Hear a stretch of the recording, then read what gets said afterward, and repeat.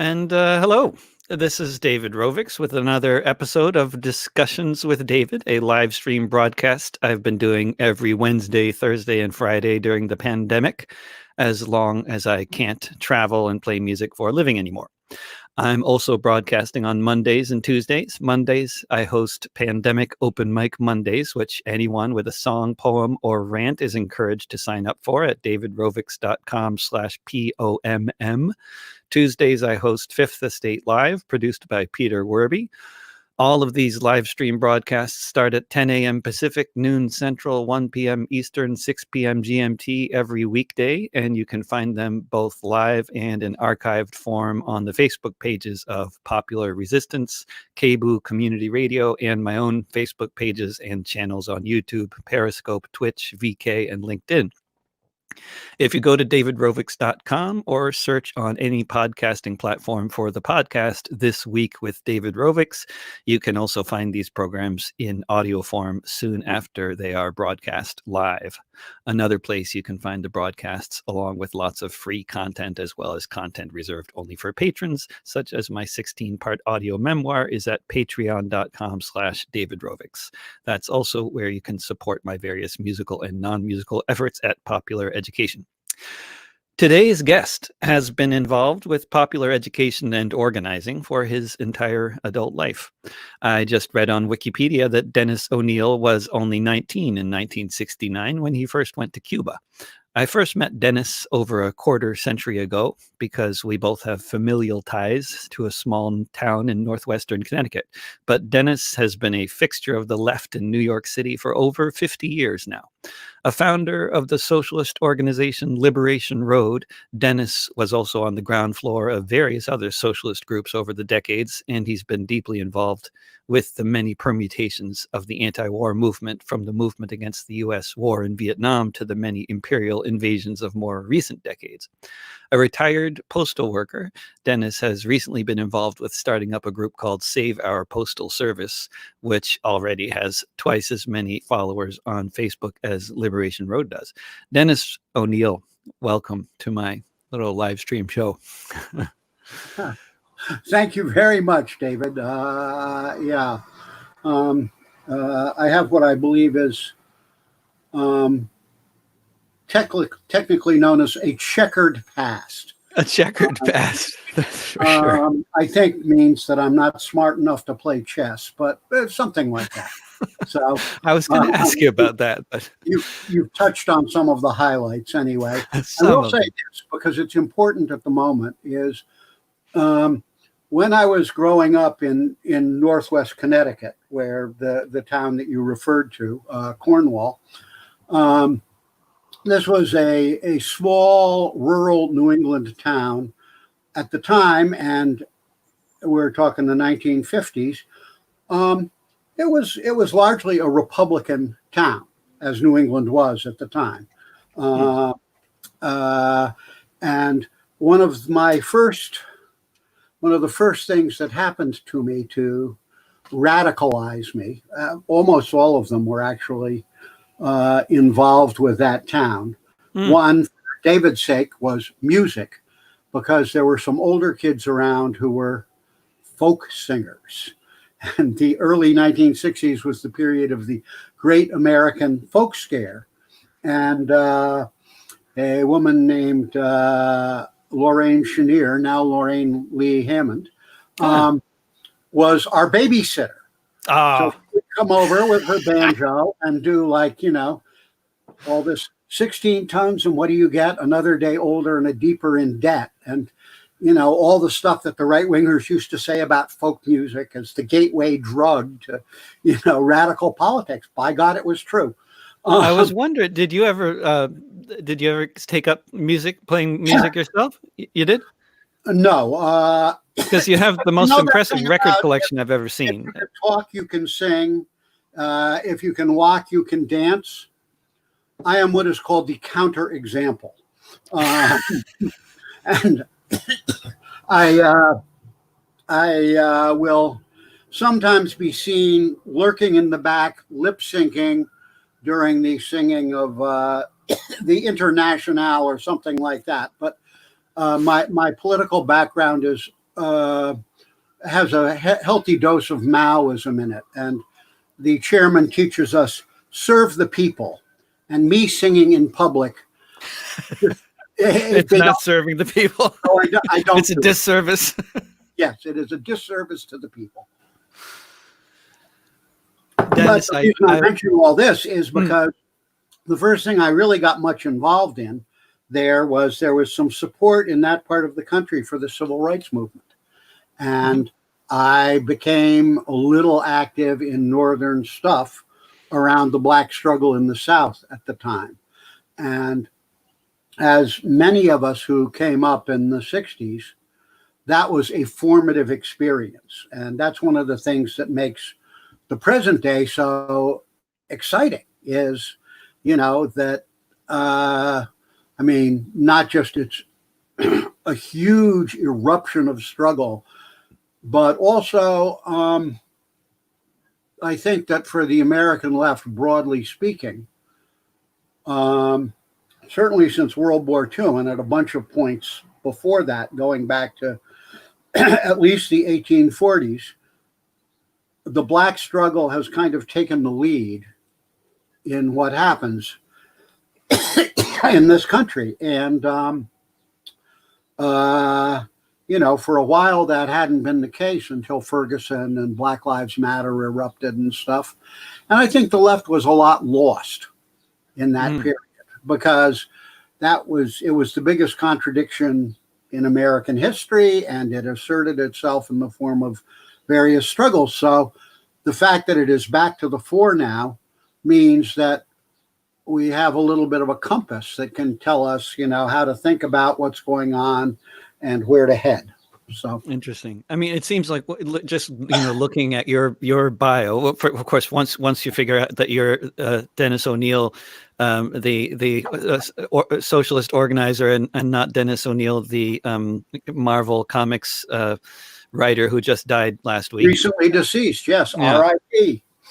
Somebody with a name similar to mine also died. A musician with a name similar to mine died a few months ago, and I got a few panicked messages from people making sure it wasn't me.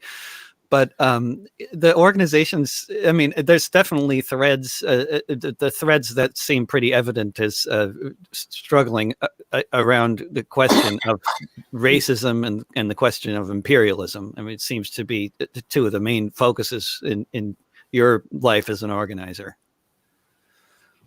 True that, yes. Yeah, but and that's not a coincidence. If you set yourself up and say, all right, I'm going to make my life, around struggling against imperialism and racism, it's not a remunerative line of work, but you're never at a loss for things to do. It's It doesn't. It's kind of my friend Attila, the stockbroker. He travels around as doing his tours as the on the schedule of his favorite local football team, and his favorite local football team always loses, and so it's kind of a you don't end up feeling victorious at the end of it, but you've participated in a lot of good efforts anyway. Right. Well, I still have hopes that at some point in.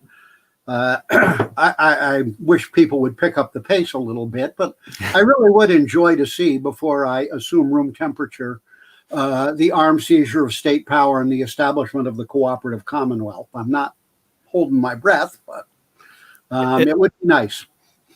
It never quite seems to get there, but I don't know if it's a moment at this point yet that you would call a hopeful moment, but it's certainly a moment with pregnant with lots of possibility, huh? And I wonder, just like how would you? I know it's a massive question, but give an effort, give a stab at sort of summarizing the current historical moment and how it feels in comparison with other. I mean, people are constantly making comparisons with the 60s. And I don't know how appropriate these comparisons are, but it's like all over the corporate media is 1968, 1968. So just you were there. Can we hear something from somebody who was there? Actually, it's well, I've been. There's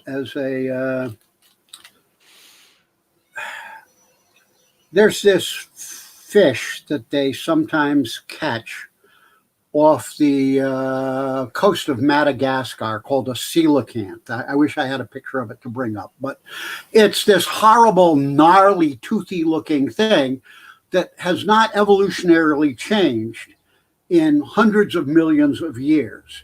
And every time, the fisher people there drag one up, there's usually a picture and an article that says living fossil found.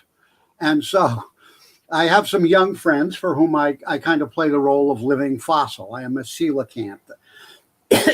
And I always talk to people want to know, what was it like in the 60s? What was it like, in the Vietnam War movement, in the when the urban rebellions were like, you got the Panthers. You knew Panthers? Yeah.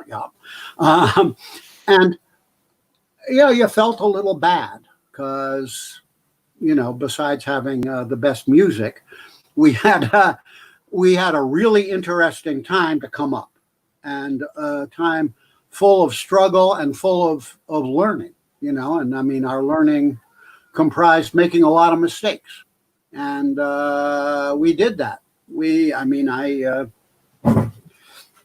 I could talk for hours about the mistakes that we made, but I felt bad for young people. And now what the hell? You guys have a bigger upsurge than anything I've seen in my lifetime. If you combine the elements, we have a global pandemic, the like of which has not been seen since 1918, and which is being horrifically blown by the reactionary incompetence of the Trump administration. We are in the early stages of the deepest depression since the 1930s, which is just starting to manifest itself in a way that people are going to be dealing with for some years to come. And in terms of its impact, the comparisons with this that are made frequently are after the assassination of Dr. Martin Luther King in 1968, when there were like 140 urban rebellions. Those didn't last as long as this. They were part of a larger whole, but in terms of what's going on now, it has more legs than that. There's May 1970, when student activists, mostly white, shut down the America's campuses, took them over, ran them for a month, etc., and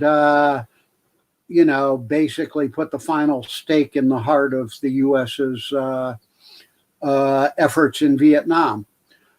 If you go back before, if you say this is bigger than that, and it's certainly shaping up to be, I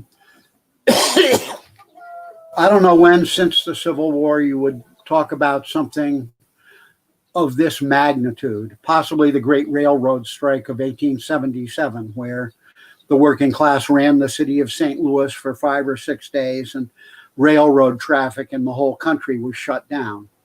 Red flags flew on the Bowery in New York. But this is big, and we don't even understand how big it is now.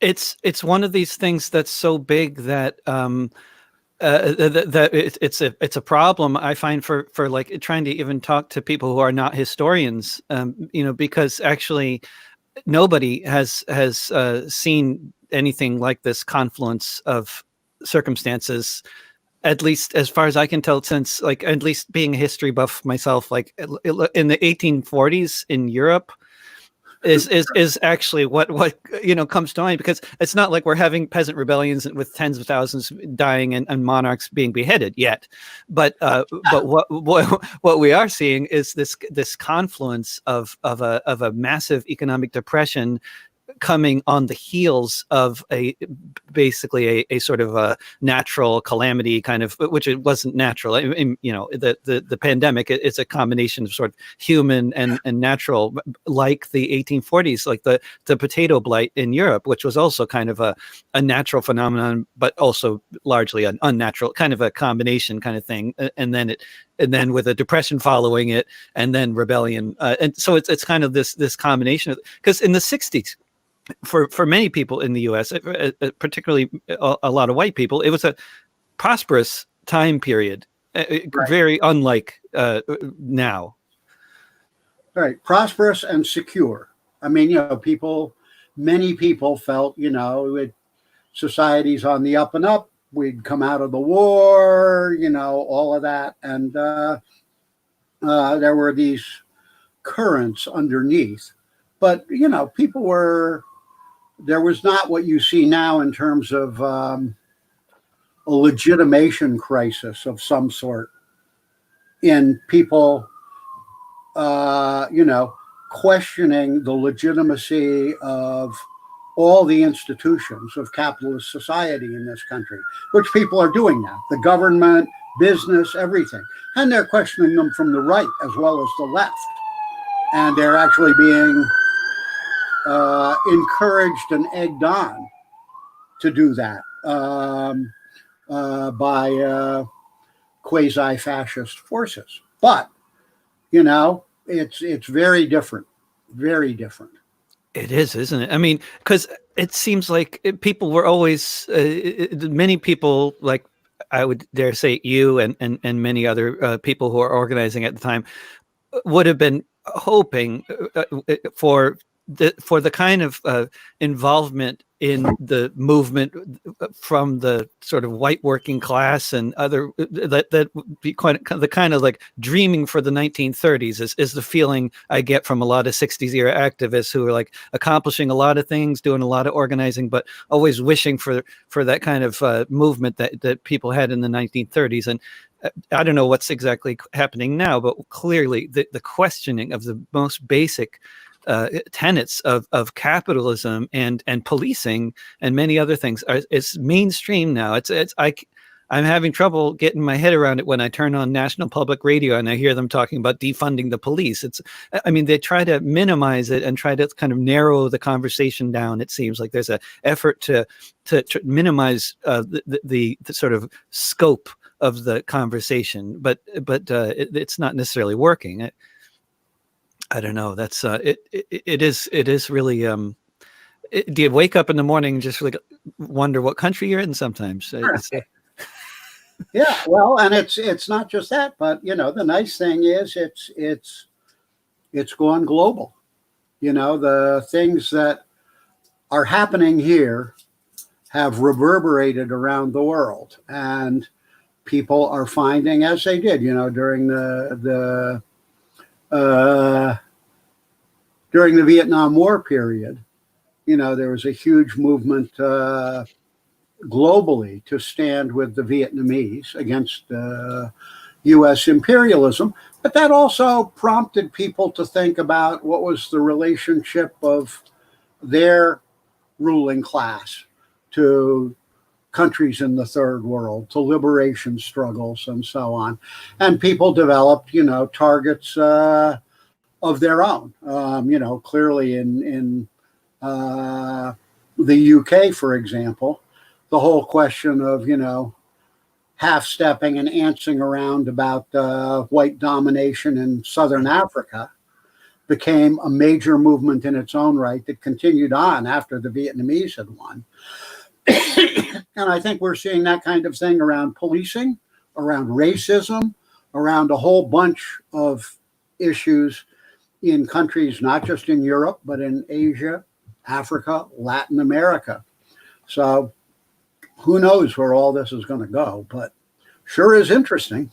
It sure is. And then also like just trying to put it all together in terms of the current historical moment. As we recall, before the pandemic, there were massive uprisings going on in multiple countries at the same time, like Chile, Ecuador, Bolivia, Lebanon, Sudan, Algeria. I mean, so many different countries all at the same time, and not necessarily all around the same issues, but largely around questions of division of society into the rich and poor and austerity budgets and just decades of living standards decreasing and the rich getting richer and all this. And yeah, it's interesting. I mean, but trying to put this all into some kind of context in terms of like also the pandemic obviously exacerbated these many divisions in this society and many other societies. But one of the things that's been going on, I guess mostly since the pandemic hit, has been wildcat strikes and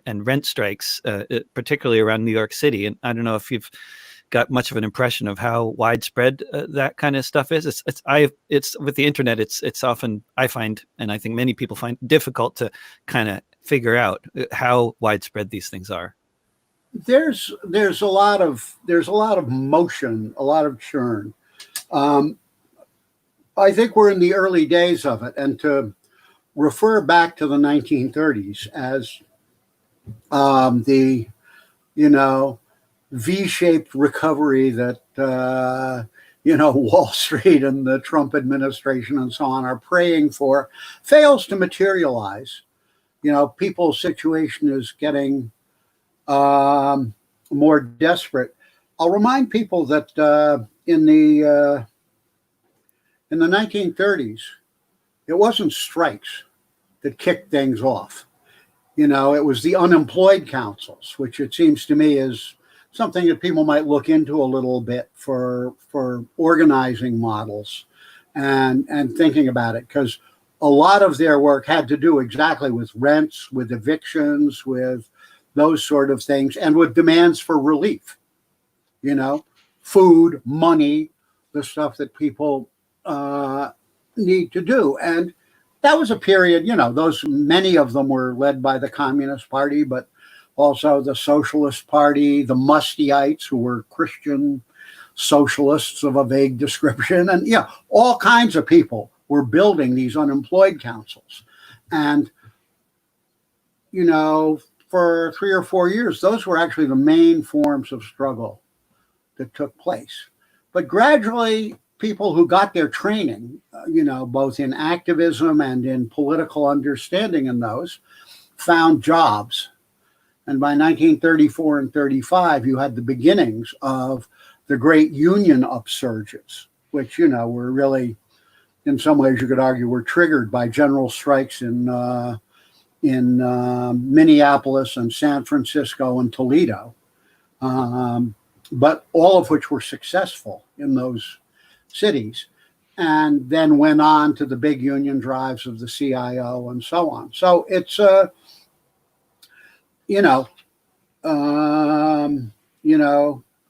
history doesn't repeat itself, but sometimes it rhymes. And if we're in a period now where people are going to be desperate about having enough money to, put food on the table, about not getting evicted and so on, it may be that, big strike movements aren't the main form that things will take at the moment. On the other hand, I'm not going to draw conclusions. I know people who have been working for several years on Amazon, and they say it's blowing up. There's several unions are involved in fairly well thought out, resource national campaigns. And then there's all these independent support things, among lefties and decent-minded people, Amazonians United and stuff. And so, we'll have to see how that goes. That could be something that's very different about the moment. Dennis, can you talk a bit more about the movement of the unemployed workers and the rent strikes in the 1930s? I mean, I know you were not there, but it's you have been in New York City since the 60s, and I think there's this one of the things about history is, of course, there's lots of great books that have been written about the 30s, but as those of us, including me, who are old enough to have known people who were in organizing in the 30s, there is that direct connection. You knew a lot of people who were organizers in the 30s because, as you know, they were the backbone of the left, long after the 30s, throughout right. Especially around New York, but all over the country. Yeah, well, it was huge. I mean, people are in desperate situations, their job is gone. The government services that used to function are not functioning. And people have to respond. And if you have a core of people who are doing organizing, you build up a movement. And one of the things which is the those movements were also characterized, and I think it's important. We now highlight some of the more militant struggle aspects of them, but they also had a strong aspect of what we refer to today as mutual aid, which is something that, comes out of various, anarchist and quasi-anarchist traditions in the U.S. in the last 20 years anyway. But, people need help. People also want to help. So they organize themselves to bring these things together. And it is not an easy or a simple thing. I was involved in some stuff, mostly online, early on in the pandemic, before even the economic crunch became obvious, where people were trying to organize mutual aid stuff. And some people were able to do it and do it very capably. And other people were like, I have a bicycle. Where do I get food and where do I take it? And, but people learned through the course of that experience. And I think the more successful of the mutual aid projects, and because I'm on lockdown, I don't get intimately involved with them, but there are some fairly impressive ones in Brooklyn and in cities around the country. You just stumble across them when you're trying to figure out what's going on. Those are, in some ways, the seed beds of already of struggles around rent control or no rent, around so on. And I think that the reason I raise it as organization, the form of unemployed organizations, unemployed councils, unemployed workers organizing committees, whatever you want to call them, over just rent struggles, is we shouldn't forget that an awful lot of Americans actually own their own homes, or technically own them, and the bank owns them. But as we learned earlier, the bank will not necessarily be quick to repo if they don't have somebody they can sell it to or rent it to. That comes as the economy recovers a little bit. So I think that by focusing it around unemployment, and all these issues fall into that, it seems to me, government services as well. On a guess, that would be a good way of framing this stuff. But let's see what happens in practice. I'm very like you. I'm kind of watching. I think a lot of us are. We're just looking at what's going on and trying to figure it out. Right.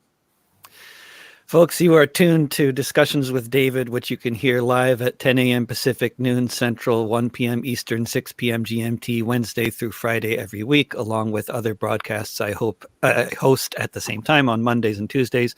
All of these broadcasts go out live on the Facebook pages of Popular Resistance, KBOO Community Radio, and elsewhere, and they're all archived on my YouTube channel and at youtube.com/DRovics, on Patreon at patreon.com/DavidRovics, and in podcast form if you look for This Week with David Rovics on any podcasting platform.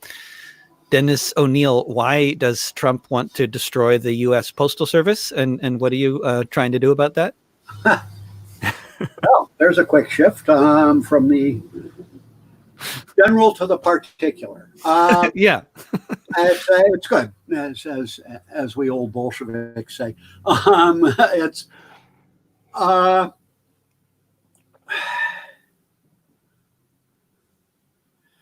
that's always my reaction to every time somebody asks me a question is a sigh. Has enough to rub together, frankly. So I think the sparks have a hard time making the jump. So there are a couple of particulars to it. The first is that, and I think this is why the Postal Service, the struggle to defend the Postal Service, and earlier we were trying to expand its scope. It's the commons, right? It is something that all Americans feel a part of. They may grouse about it and stuff like that, but it's theirs. It is not corporate. People do not feel, Oh, let's see. We have a new X-Men movie, or we're going to go to Disney World, or whatever people did back when we went to movies and Disney World, right? And Disney makes me. It's not the commons. It's not mine. It's a commercial thing that provides you with entertainment and stuff. And I think that if you look, there was an interesting poll just taken by Harris that said it asked people, what company do you think has been the most essential during the pandemic? And the Postal Service came in first. It's the only one that isn't a for-profit institution, either, quote, publicly owned, i.e. by stockholders, or privately owned, i.e. by rich motherfuckers. It is, simply, it is the people's, and that's part of the reason. They had 4 different questions. I don't remember all of them, but touched on different elements. And one of the questions was permanence. And it was, in that category, the question was, which of these institutions do you think would most damage the country if it were not to survive? The Postal Service came in first in that. So I'm in it, obviously, partly because I'm a retired postal worker. I don't know if you can see my sheet. U.S. Mail, not for sale. I've been working on this stuff since I stumbled into working for the Postal Service, and have been fairly active. But this is an entirely different kettle of fish, because you have the government or the administration basically actively out to sabotage it. And I think there are different elements. First of all, I think that some of Trump's economic advisors are, it's like disaster capitalism, the Naomi stuff, it's like, if we can just, if we can just make things bad enough for the Postal Service and kind of collapse it, we can break it up and sell off the bits, some of which would be enormously profitable. The kind of venture capital firms that specialize in commercial real estate, the Postal Service is a dream. Yeah, they absolutely. Own they own property downtown buildings, whole city blocks all over the place that could be, torn down, put into play, built, so, and that's just one example. There are other, there's the delivery business, there's the so on. So those people are saying, let's go, let's privatize. Trump, of course, has made it very clear that why he's got the knife out for the Postal Service is that the Postal Service does a lot of last mile delivery for Amazon. And whatever you think of what's his face and of Amazon in general, the Washington Post has certainly gotten, it's like having several burdocks in Trump's underwear. He can't sit down or move without getting really upset. So he's demanding that the Postal Service charge. And, we actually have, because of the huge popularity and utility of the Postal Service, one would think that this would be very hard to pull off. And indeed, I should say, and we're broke. And there's 2 things. One, there's this thing called the pre-funding mandate, whereby Congress voted to make the Postal Service pre-fund some of its retirement benefits 75 years. 75 years. I mean, we are talking about a situation where the Postal Service is supposed to contribute into this huge fund, which Congress winds up borrowing from somehow, but they'll pay it back on us. Oh, For people, workers, retirement benefits for workers whose parents have not even been born yet. Do the math. I mean, it is phenomenal. If you did that to any company in this country, I don't care who, IBM, huge, well-capitalized firms, General Motors, you suddenly told them they had to pay their retirees benefits 75 years out, they would be awash in red ink the next day. I mean, it's just, you can't do it. So that's one thing. But the other thing is that the Postal Service is, runs on it's not a for-profit institution. So it's kind of a pay-as-you-go deal. And with the exception of that funding, most years the Postal Service runs in the black. And people don't understand that. Because a lot of stuff that the Postal Service used to do, bill payments and so on, people now do online and calling grandma and so on. But we still do a very large, I say we, they, whatever, a very large volume of letter mail. It's the main thing the Postal Service does, as well as parcel delivery. And so what's happened in the pandemic, especially, is that parcel business has gone up considerably, and you'll see pictures of trucks, stuffed to the gills with packages.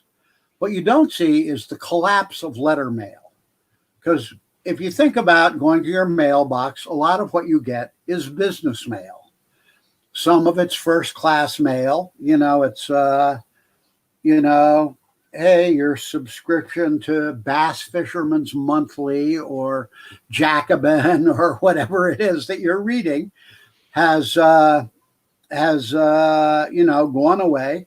Some of it is standard mail, which used to be called bulk business mail, and which I will get chided for saying, but I was in my 30s before I got a postal job, and so I was badly trained. People call junk mail, right? And you get that in your mailbox, but all that mailing has been shredded. If you are sending around mailers saying to people, here's a coupon for $2 off at Chirping Chicken, right? Well, you're not doing those mailings anymore because guess what? All your Chirping Chicken outlets are closed while people are on lockdown. Same thing on a larger scale, come down to, the local auto dealership, and we'll give you $4,000 off on your old clunker if you buy a brand new 2020 model, whatever the hell it is, Subaru, SUV. So there's just so much less business. That mail is just not coming. And that's our bread and butter. That's the Postal Service's bread and butter. So all that income has evaporated, huge chunks of income. And at the same time, the Postal Service has additional expenses. They're having to hire more people to replace people who are out because of COVID-19. Either they have cases or their kids have suddenly been dumped out of school and childcare, and they have to stay home. So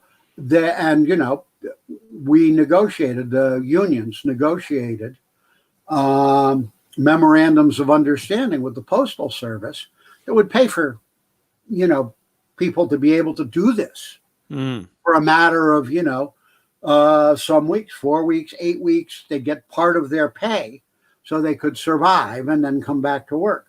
So you have this catastrophic shrinkage. Okay, so early on, we went to Congress.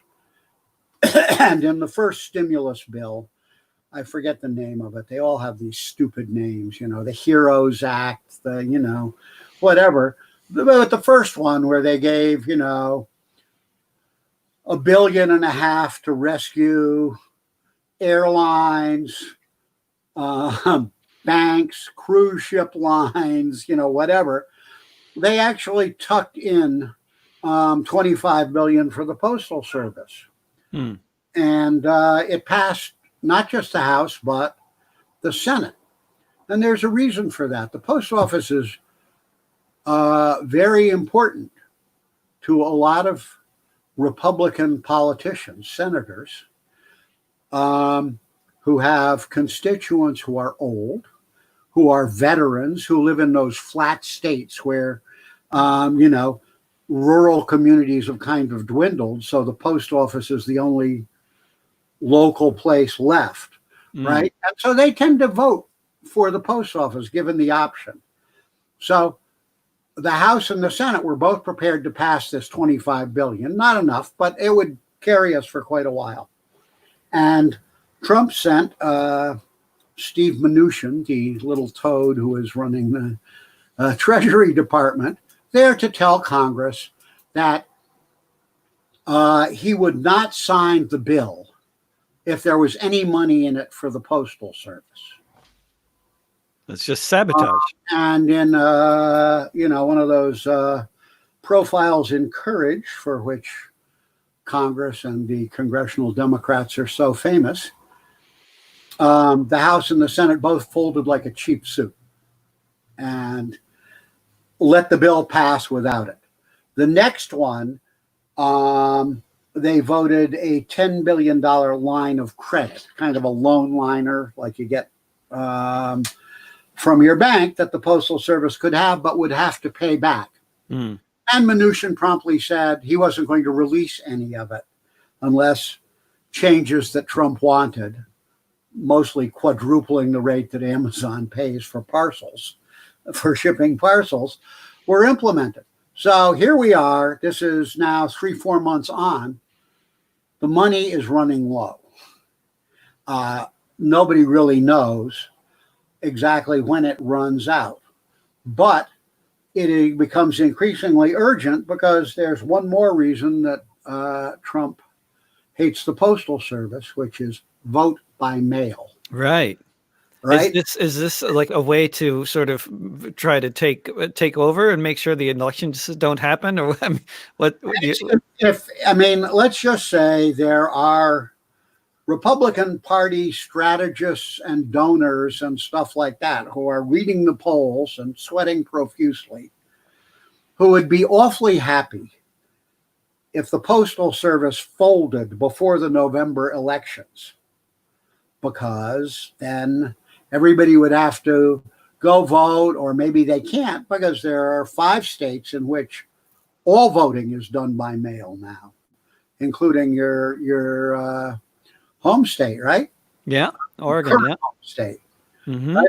Aren't you? Yeah, it's all vote by mail. Yeah, it's all vote by mail. Incidentally, my coworker on this project, Jamie Partridge, says hi.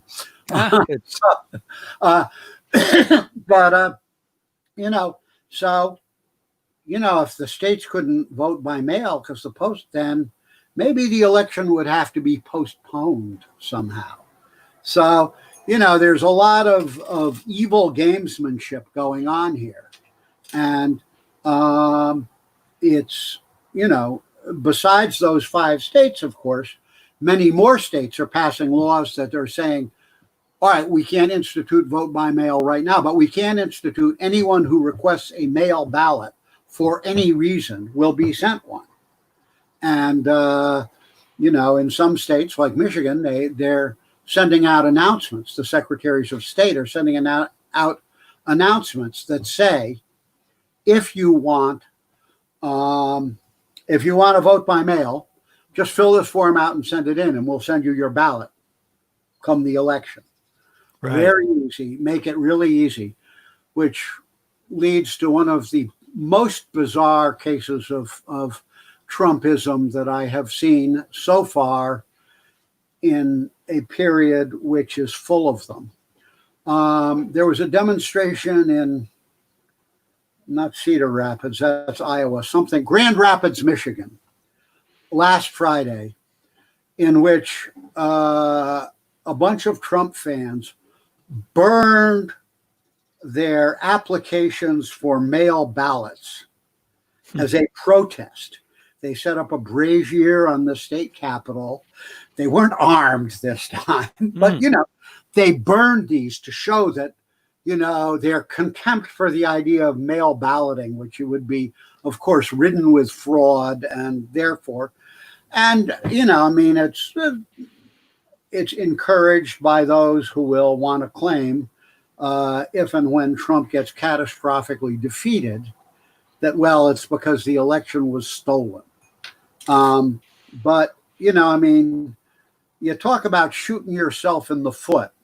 To me, that's right up there with going to Trump rallies after signing a little thing that says, I won't hold the Trump campaign responsible, if 2 weeks from now, I'm lying on the sofa in the living room, hacking out chunks of trachea, and wondering when 911 is going to come.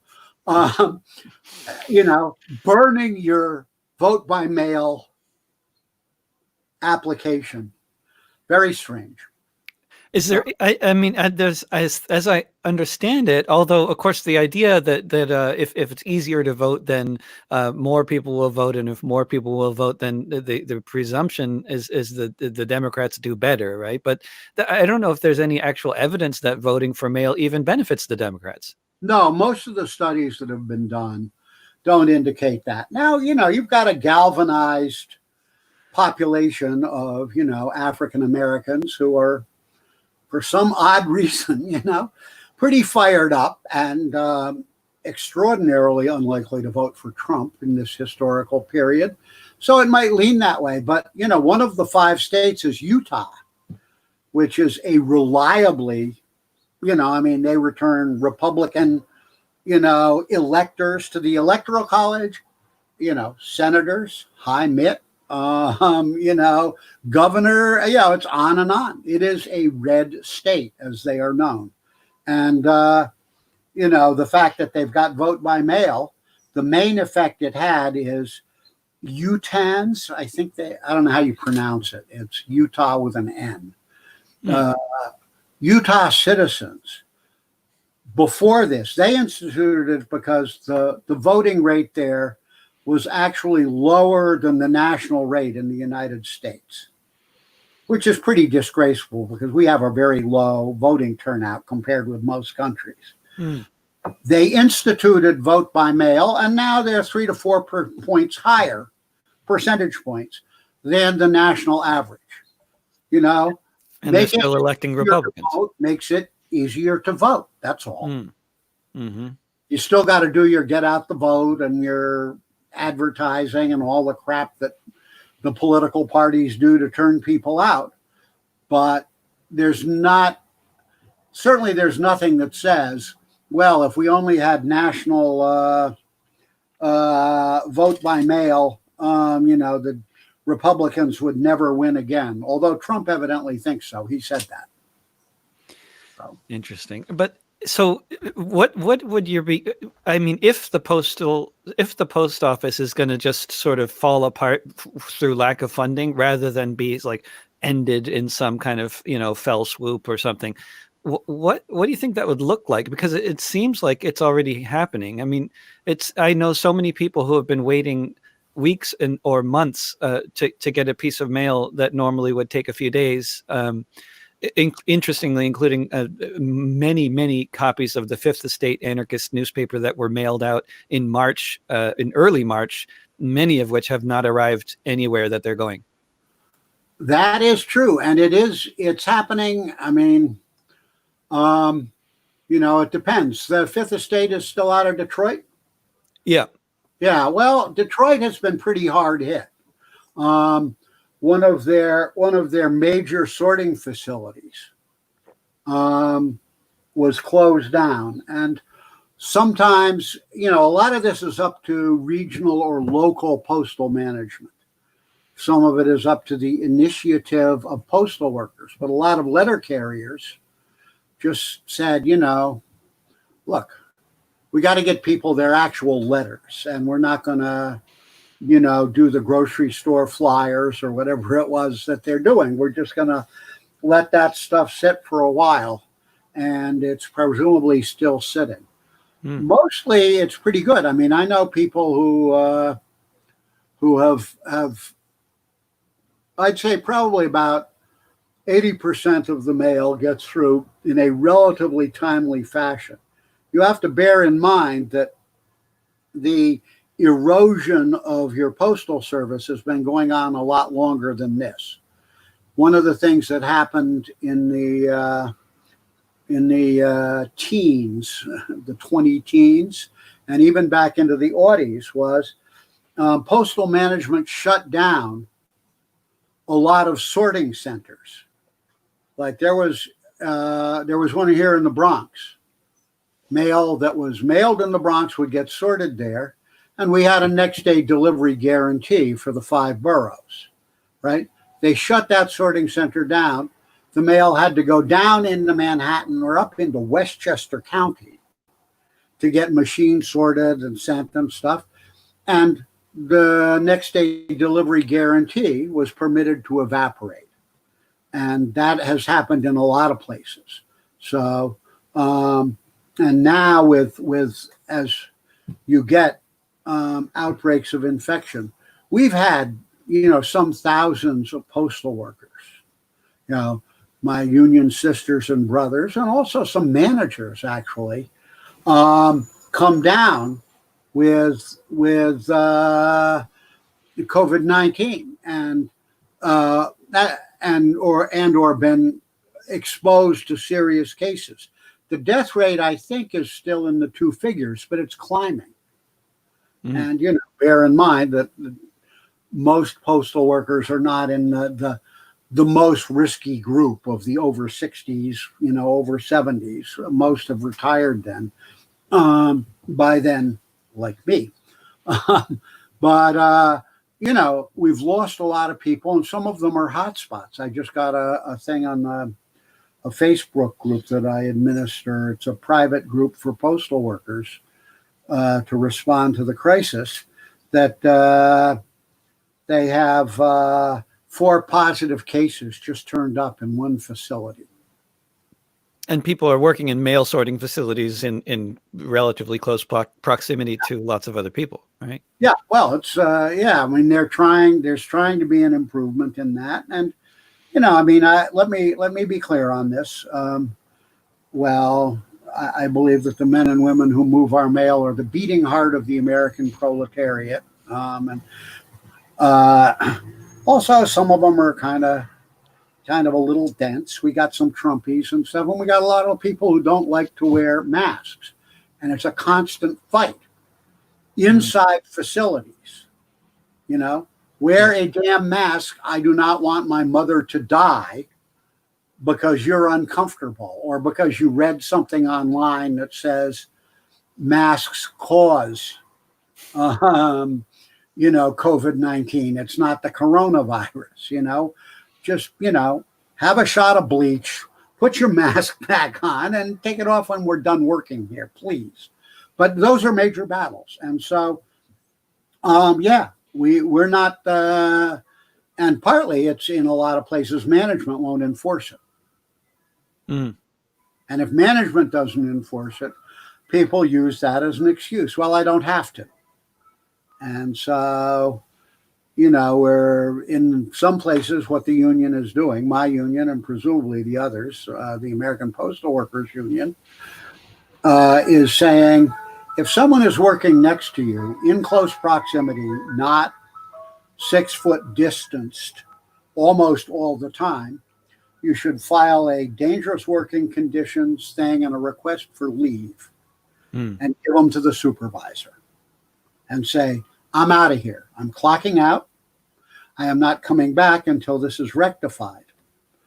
You got to have a strong local and union leadership which will back you up, which here in New York we do. The New York Metro Area Postal Union, which is the largest local in the American Postal Workers Union, it backs up the workers who do that. But you also got to have some heart because there are pressures from coworkers, there's pressures from management. So it's a constant battle now. Speaking of that constant battle around, which is, I mean, in many, there's so many aspects of the sort of struggle for the hearts and minds of people. And one thing I keep thinking about a lot is especially in the context of the struggle around rent and mortgage deferment, rent strikes, mortgage deferment, cancel rent, all this kind of thing, is there's real divide in society, it seems, on so many different fronts, but between those that believe that the fact that they have to pay exorbitant rents or mortgages is just the way it goes, and that's just how it is, and they should just deal with it, and if they can't do it, it's their fault. And then there's a growing number of people who are realizing that the system is rigged. But it seems like there's still this, well, there still clearly is this huge divide between what I think what Mao called the rich peasants and the poor peasants. And I wonder if you could talk about that a bit. I really like that that term. It seems very appropriate. Right. Well, it's and it saves us from getting into nitpickery about, what exactly did the great thinkers of the past mean when they said the aristocracy of labor, and were they talking about union officers, union members, people who had a couple of shillings to rub together? We don't. No, there are people who are. Now, that is going to be a major question that we're going to be facing in the coming period, because the depression is going to start hitting people hard. And you're going to have two sets of responses to that. One is the traditional response of a considerable section of broke-ass people that goes, a lot of studies done on this in the Depression and stuff. It's my fault. Yes, there's a depression on, but somehow I have failed to insulate myself and my family sufficiently, etc. I mean, that's something that people doing organizing in those sectors are going to have to deal with. And then, among people who are, have got, two hands on an upper rung and a foot on a lower rung, and are sort of moving that other foot around to see if there's something in place they can put it down so they'll really be sure. There's a certain amount of, I'm all right, Jack. I'm doing it. But I'll tell you, one of the interesting things about the current moment is that there is a lot of solidarity among union workers and even some, locals and pieces of the union bureaucracy with the ongoing Black Lives Matter eruption. And the more that takes place, and the more that you watch the discussions that are taking place, online and in various fora and so on, the more you see people are getting, that the initial shock that I think caused all of this to erupt, which was in a 3-week period, we sort of had, a set of edifying reruns of what gave rise to the original Black Lives Matter thing. You have Trayvon, killed by a white vigilante, revisited in the case of Ahmaud, run down and shot by a white vigilante. You had Rihanna, who was killed in by cops, in plain clothes, breaking into the wrong house and shooting her up, which had happened a number of times and could have stood for all of those. And then you had somebody being choked to death, visibly at length, live, couldn't miss it on your television. And I think those things were the spark that set off the prairie fire that we're seeing now. But if you look now, people are really starting to understand and talk about, and by people, I mean more conservative people of color, and also a surprisingly large number of white people are talking about, you know, black people really do get fucked in this society. And it's an everyday phenomenon, and it's not going to go away unless something is done about it. How long this moment will last, what kind of gains we can make with it, and this gets us into the dicey area of electoral politics and stuff like that. But, how long that lasts will be interesting, but it's definitely happening. And if we are laying the basis of solidarity among sections of the population who don't fall into the most oppressed, and are not just, it's not just sort of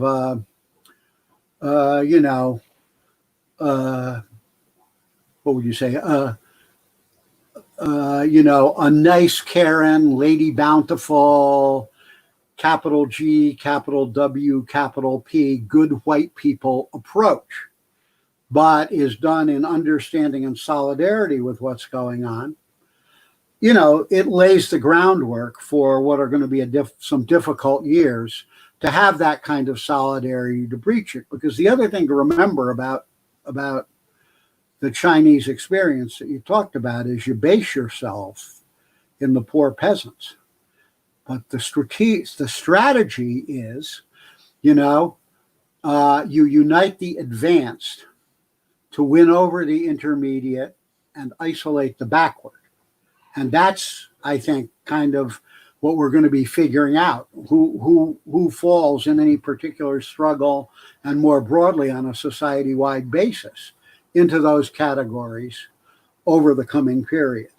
And there were plenty of, rich peasants and intellectuals and, landlord families and stuff like that produced revolutionaries under those circumstances. So we have to keep our eye on, the advanced, and making sure that who we're isolating is narrowed. You narrow the target. Mm-hmm. Here. So. And with that fantastic advice, Dennis, I'll just thank you for joining me for the hour. And there's about several dozen other questions I wanted to get to, but we'll just have to have you back. And I'd love it. And, maybe next time we can get into the contentious, question of voting, fascism. That was a whole other subject I wanted to get to. The Sanders campaign. And I figured for sure you'd be bringing that up, but I guess I was planning on it, but it's softening me up. It's always hard to bounce from one subject to the next and figure out how when to cut people off and all. Right. I'm a big fan of the longer form, but I guess going longer than an hour, we'll start losing people. Yeah. Yep. We'll talk about the election soon. Thank you. Thank you. Big fun, David. I really enjoyed this. Talk about the election soon. Yeah. Thank you. Okay. Me too. Take care. Really enjoyed it. And thanks everybody for tuning in to another discussion with David. And that was a conversation with Dennis O'Neill in New York City, founder of Liberation Road and Save Our Postal Service, among other organizations.